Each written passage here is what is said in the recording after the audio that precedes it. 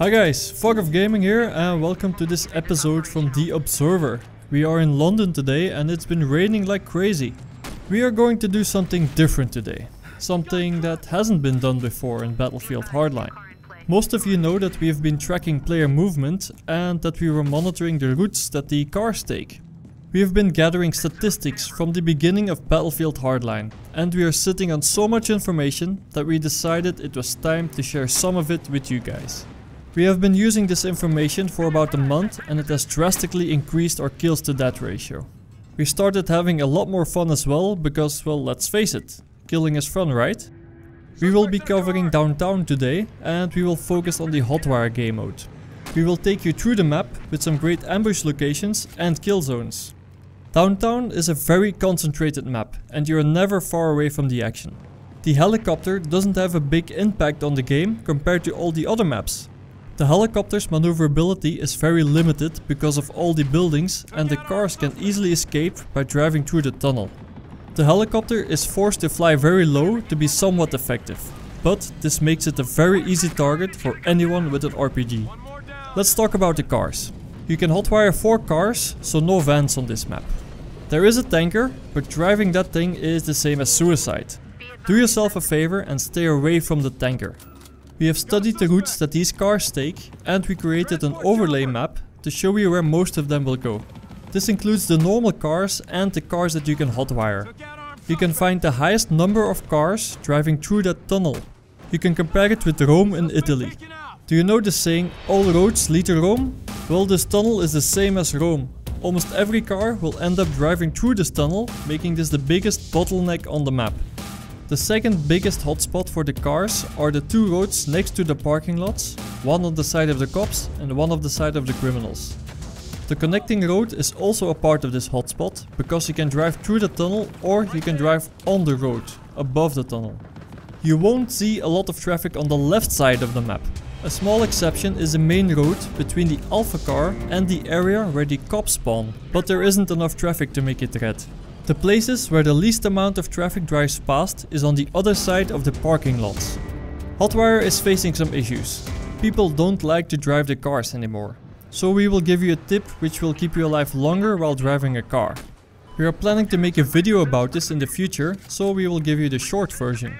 I don't want to sound like Morpheus in the Matrix, but follow the blue line.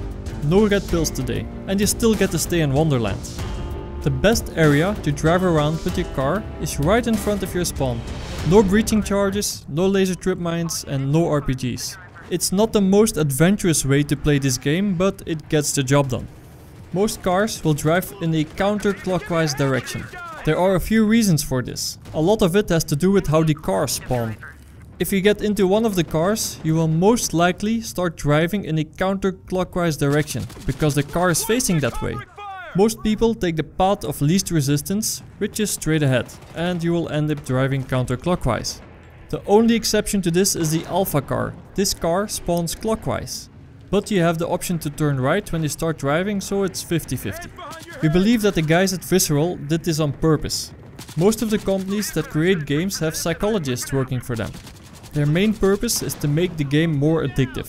This is why you get rewarded for certain actions and so on. They have been doing this for years and almost every company does this. From Call of Duty and Battlefield to Civilization and many other games. The more addictive, the more money it will make for them. And we are all fine with that, because it makes the game more fun to play. We believe that these psychologists told the map designers to place the cars counterclockwise.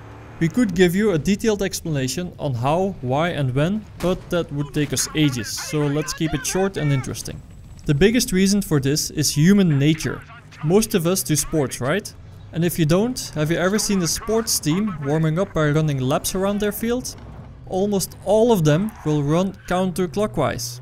I've been playing sports all my life and I just realized that I've always been running counterclockwise. For some strange reason it just makes more sense. This is why you will see more than 90% of the cars driving counterclockwise. The best example that I can give you is on Dust Bowl. Almost everyone drives around the map in a big counterclockwise circle. Now I can see the smile in your face right now because you just realized that you've been doing this all along. On Downtown, things are slightly different compared to Dust Bowl. On this map, the gameplay evolves in several smaller circles like this. You have 3 main loops, but any combination is possible. Keep it in mind when you're trying to kill someone. This will make your life a lot easier and his life a lot shorter. Now that we are talking about killing, which are the best places to get a lot of kills? There are 2 main areas. You already know the first one. You saw this in our epic killstreak movie, so you know how to take advantage of this place. Besides our killstreak, we even managed to get a legitimate tier 4 unlock in this part of the map. With legitimate, I mean no boosts, no revives and no upgrades from the hacker. You have been watching some of the footage. The other great spot is over here. You have the high ground to take out everything that comes your way. You can even place your breaching charges from on top of that skyscraper, like you saw in our advanced guide for the breaching charges. This area works best when you're playing as a criminal. Now you might wonder why we didn't show you the tunnel. You would think that because this area gets the most traffic, that this would be the best place to lay down your trap. Well, it isn't. There are 2 reasons for this. First of all, there is too much traffic. You won't be able to handle this on your own, unless you have a full squad of friends who can help you.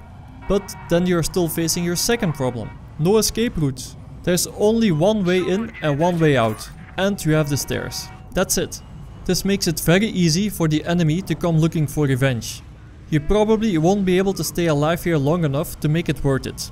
The other spots that we showed you are much better. You will be able to get a lot of kills and you will be able to stay alive for a very long time. The biggest kill zone on this map is over here. This parking lot, together with that road and that little bridge, is the area where most people kill or get killed. This is the biggest death trap. If you are a skilled player, you will have a lot of opportunities here.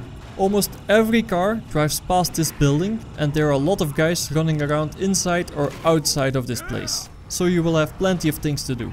You have an RPG at your disposal and it's very easy to kill the vehicles with your breaching charges. You have the high ground and superior cover. However, there are so many angles where they can kill you from. So you probably won't be able to stay alive here for very long. It all depends on what you want. Okay guys, our map is complete.